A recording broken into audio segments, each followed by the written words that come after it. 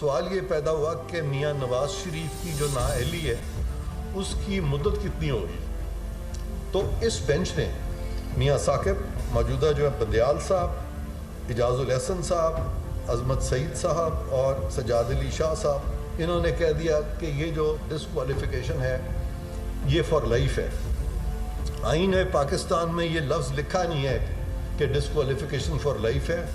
بڑے سے بڑے جو خوفناک سے خوفناک جو جرائم ہیں وہاں پہ بھی لائف نہیں ہے. یہاں پہ کیسے لائف ہو گئی جبکہ آئین میں لکھا ہی نہیں ہے؟ کیا یہ اس وقت کی سپریم کورٹ نے کانسٹیٹیوشن خود ہی لکھ دی تھی؟ یہاں پہ یہ سوال سپریم کورٹ کے سامنے رکھا گیا کہ ایسا شخص جو نااہل ہو گیا، پھر جو تاحیات نااہل ہو گیا، کیا وہ شخص پارٹی ہیڈ ہو سکتا ہے؟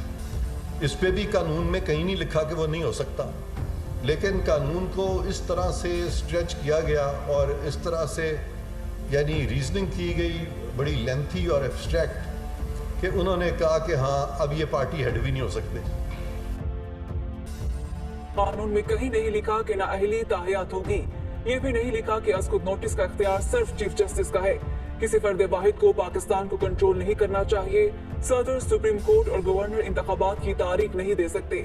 وہ اسلام آباد میں پریس کانفرنس کر رہے تھے.